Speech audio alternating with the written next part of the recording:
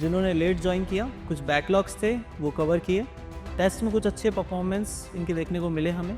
तो फिर पता चला तो मतलब साइंस पे भी इंटरेस्ट है पर मैथ्स में थोड़ा ज़्यादा था और फिर आगे उनका सोचा सर। फिर मैं सोचा ये बेसिक मैथ्स में यही हाल है तो अभी तो आगे के चैप्टर्स में तो बेसिक मैथ्स में ही अगर इतना कुछ खूंखार चल रहा है लेवल, तो डेफिनेटली आगे चल के तो हालात। बैकलॉग कवर करने के लिए कोई एक स्पेसिफिक ऐसी किक कि यार ये करना ही है। मतलब यहाँ तो बहुत बच्चे हैं जो मतलब बहुत ही अच्छे हैं मैथ्स में। सभी लोगों को बहुत बहुत नमस्कार। होप से सब लोगों के हालचाल बढ़िया होंगे। आज हमारे साथ एक स्टूडेंट हैं, प्रियदर्शन, आत्मज प्रियदर्शन। पूरा नाम आत्मज प्रियदर्शन है। प्रियदर्शन होता तो ज़्यादा अच्छा नाम होता, बट आत्मज प्रियदर्शन और भी अच्छा नाम है। ये एक स्टूडेंट है हमारे IOKM 2025 बैच के, जिन्होंने लेट ज्वाइन किया, कुछ बैकलॉग्स थे वो कवर किए, टेस्ट में कुछ अच्छे परफॉर्मेंस इनके देखने को मिले हमें, कुछ अच्छे मार्क्स ये टेस्ट में लेके आए। इंटरव्यू भी इनका बहुत अच्छा गया था। दैट्स वाई ये अभी IOKM PDC जो प्री डिपार्चर कैंप चल रहा है 2025 का, उसका एक पार्ट है। आइए जानते हैं इनसे कुछ बातें कि प्री डिपार्चर कैंप का शेड्यूल कैसा रहता है, और ये प्री डिपार्चर कैंप का जो शेड्यूल है वो एक किस स्टेप से फॉलो कर पा रहे हैं, कुछ अगर हर्डल्स हैं इस पूरे प्रोसेस में या कुछ फ़ायदे भी हैं, वो सारी चीज़ें डिस्कस करते हैं। Hello Atmaj, hello sir. आप बताइए कौन सी क्लास में हैं आप, सर क्लास 10th। और कहाँ से हैं आप? Sir Gorakhpur UP. यूपी से, गोरखपुर से, ठीक है। IOKM के बारे में सबसे फर्स्ट टाइम कब पता चला आपको? सर कुछ फ्रेंड्स थे सर तो उन्हें पिछले साल मतलब वो और जो स्टैंडर्ड एग्जामिनेशंस होते हैं बायोलॉजी वाले और फिजिक्स वाले वो सब आ रहे थे। तो सर फिर मैंने मतलब थोड़ा सर्च किया गूगल वगैरह यूट्यूब पे, तो फिर पता चला तो मतलब साइंस पे भी इंटरेस्ट है पर मैथ्स में थोड़ा ज़्यादा था और फिर आगे उनका सोचा। ठीक है, मैथ्स ओलंपियाड ही मतलब आपने स्टार्ट किया है अभी तक ये प्रिपेयर करना, ठीक है। तो PW भी ओलंपियाड की दिशा में काम कर रहा है, ये कैसे पता चला आपको? यूट्यूब पे सर वीडियोस वगैरह देखी थी आपकी सर और विवेक बंसल सर की, उन्हीं के पता चला आईक्यू क्या होता है और ये सर। तो IOKM का पता चला, और उसके बाद में सबसे पहली क्लास जब भी की होगी, यस सर। तो पहली क्लास करने के बाद में क्या रिएक्शन था? मतलब कितना समझ आया, कितना समझ नहीं आया, क्या लगा, पढ़ना चाहिए, छोड़ देना चाहिए, क्या थॉट आया? सर बेसिक मैथ्स की क्लास थी शुरू में तो उसमें उसमें भी कुछ एक दो क्वेश्चंस थे जो मतलब मैनिपुलेशंस के थे उस वो अटक गए। और सर फिर मैं सोचा ये बेसिक मैथ्स में यही हाल है तो अभी तो आगे के चैप्टर्स में तो बेसिक मैथ्स में ही अगर इतना कुछ खूंखार चल रहा है लेवल, तो डेफिनेटली आगे चल के तो हालात बद से बदतर होने वाले हैं ना। Yes sir. फिर आपने बैच कब ज्वाइन किया? सर मार्च में स्टार्टिंग में। तो बैच तो IOKM 2025 शुरू हुआ था अक्टूबर में। यस सर, मुझे जनवरी में ही पता चला और उसके बाद स्कूल के एग्ज़ाम्स आ गए तो फिर जब वो ख़त्म हुए फाइनल एग्ज़ाम्स तो फिर जब 10th में आया तो उस समय ही स्टार्ट किया, फिर पूरा बैकलॉग कवर किया और वैसे ही। बैकलॉग कवर करने का क्या तरीका है? सर आपने बताया था 2 लेक्चर्स दिन में करो और उसकी 2 DPPs करो, तो ऐसे करते 1 महीने 1.5 महीने में हो गया था पूरा। मतलब अगर आपने लेट भी स्टार्ट किया है तो सबसे बेस्ट तरीका ये होता है कि आप 2 लेक्चर्स पर डे करिए। हफ्ते में 3 लेक्चर्स होते हैं और 3 DPP सॉल्व करनी होती है। Yes sir. बट अगर आप हर दिन 2 लेक्चर और 2 DPP करना स्टार्ट कर दें तो like you are working at 4x। Yes sir. हफ्ते में होंगे कितने लेक्चर? 3 लेक्चर और 3 DPP मिलेंगी सॉल्व करने के लिए।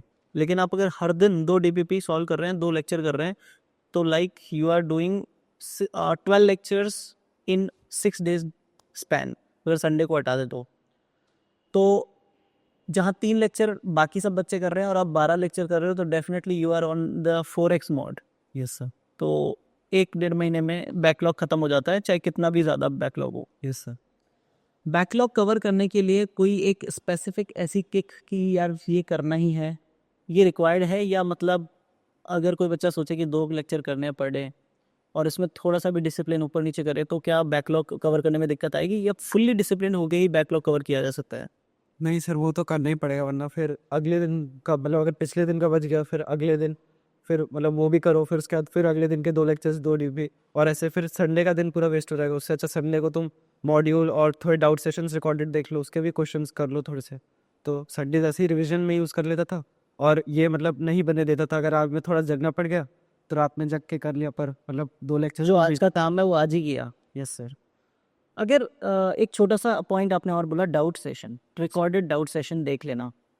डाउट सेशन मतलब किस टाइप से यूजफुल रहे आपके लिए?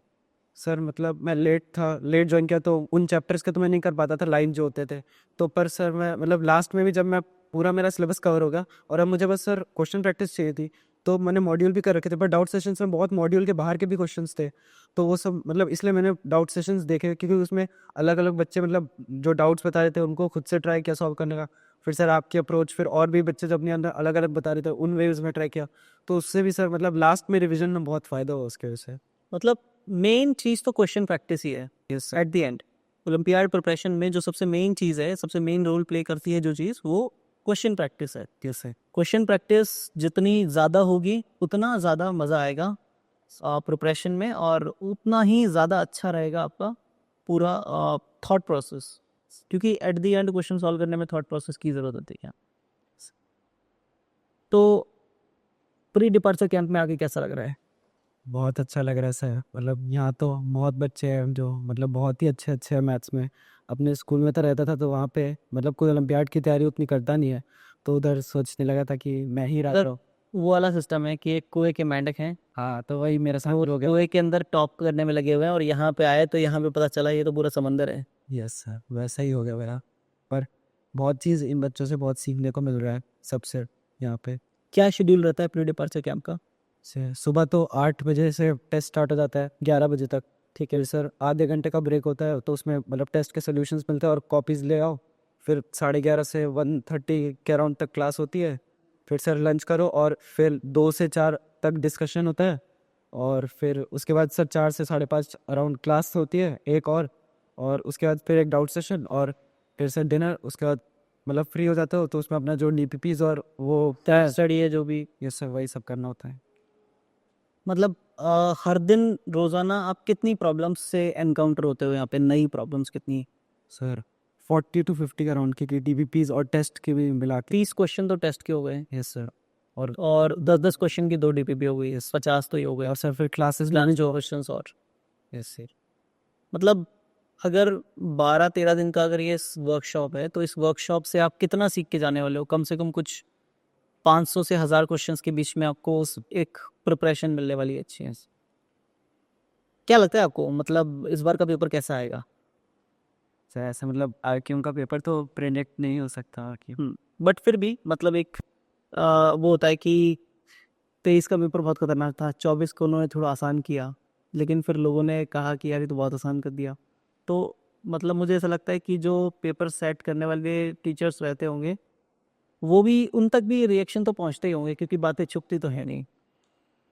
तो क्या लगता है कि एक बढ़िया कमबैक हो सकता है? हो सकता है सर, मतलब 23 से थोड़ा नीचे और 24 से ऊपर, थोड़ा बहुत ज़्यादा ऊपर उस हाँ, टाइप का। मुझे भी यही लगता है कि 23 से थोड़ा सा नीचे रहेगा, हल्का सा नीचे, बट 24 से तो काफ़ी ऊपर पेपर रहने वाला है ना। Yes sir. IUCAM 2024 से थोड़ा ऊपर पेपर जाएगा ही जाएगा, और जाना भी चाहिए। मतलब मुझे लगता है कि जाना चाहिए पेपर।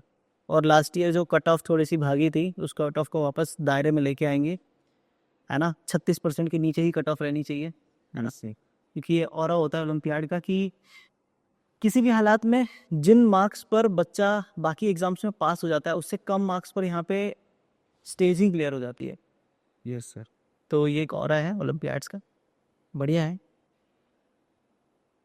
टेस्ट का रिजल्ट कब मिलता है IUCAM प्री डिपार्चर कैंप का? जो भी टेस्ट होता है उसका रिजल्ट? सर सोल्यूशंस तो तुरंत टेस्ट के बाद ही मिल जाते हैं, और रिजल्ट भी सर मतलब लंच टाइम से थोड़ा पहले ही तक लग जाता 2 घंटे में मतलब रिजल्ट आ जाता है? मतलब आपने टेस्ट दिया, और टेस्ट देने के 2 घंटे के अंदर अंदर आपको उस टेस्ट का रिजल्ट भी मिल जाता है कि आप कहाँ स्टैंड कर रहे हो। और पेपर्स का लेवल, हर दिन जो पेपर्स होते हैं उनका लेवल क्या रहता है? सर हर दिन ही मतलब अनप्रेडिक्टेबल टाइप का आ रहा है। कभी सर 5 मार्कर्स ईजी आ जा रहे हैं और 2 और 3 मार्कर्स। सर आज का पेपर जैसे आज का तो ओवरऑल हार्ड था, 5 मार्कर्स थोड़े से ईजी थे कंपेरेटिवली, 2 मार्कर्स तो बहुत ज़्यादा ही हार्ड थे। और मतलब रोज़ ही अलग अलग पैटर्न के पेपर आ रहे हैं, कभी थोड़े ज़्यादा ईजी आ जा रहे हैं, कभी बहुत ज़्यादा हार्ड टाइप के आ जा रहे हैं, कभी बीच में कभी मॉडरेट टाइप के नॉर्मल आ जा रहे हैं पेपर, उस टाइप के मतलब हर ही टाइप के पैटर्न के पेपर्स आ जा रहे हैं। क्या लगता है कितना फ़ायदा होगा इस पूरी स्ट्रेटजी से? टेस्ट पेपर्स के डिफरेंट डिफरेंट जो तरीके हैं, उनसे क्या फ़ायदा होगा? अलग अलग लेवल के पेपर्स करवाने का कोई बेनिफिट आपको दिख रहा है खुद में? यस सर, मतलब अब मतलब स्ट्रेटजीज तो मतलब पहले तो एक था कि ये तरीका पेपर करने का और मैं उससे करता था, पर अब जैसे अब मतलब बहुत अलग अलग तरीके से मैं सोच के रखता हूँ। तो अब जिस टाइप का पेपर आता है उसमें उस हिसाब से मुझे खुद अपना मतलब अपनी स्ट्रेटजी खुद ही उसी हिसाब से अडेप्ट करके उस हिसाब से तब आपकी करना मतलब वो वाली सिचुएशन नहीं रही कि आप किसी और से पूछो कि बताओ क्या स्ट्रेटजी है ना। वैसे सबसे खास बात यह है कि अगर आपको अपने किसी पर्टिकुलर टास्क के लिए किसी और से स्ट्रेटजी बनवानी पड़ रही है तो मतलब प्रिपरेशन कमज़ोर है आपकी। Yes sir. और अच्छी प्रिपरेशन अगर आपने की है तो आप अपने पेपर के हिसाब से खुद की स्ट्रेटजी खुद बनाओगे। ठीक है, जनरली जो स्ट्रेटजी रहती है जो टॉप स्टूडेंट्स की स्ट्रेटजी रहती है वो यही रहती है कि जैसा पेपर आएगा उसके हिसाब से पेपर के हिसाब से खेला जाएगा ना। पेपर आसान आएगा तो टाइम बचाने की कोशिश होगी, पेपर बहुत ज़्यादा टफ आएगा तो कोशिश रहेगी कि जितने ज़्यादा से ज़्यादा हो सके बस उतने सॉल्व हो जाएं। Yes sir. बढ़िया है यार, बात करके आपसे अच्छा लगा। Yes sir. होप कि आपके IUCAM के रिजल्ट्स बहुत अच्छे रहें एंड आगे आप इनमो तक या उससे भी आगे तक जाएं, हमारे साथ बने रहें और लाइफ में अच्छा कुछ करते रहें, यस सर। जीवन में आगे बढ़ते रहें। इसी के साथ थैंक यू।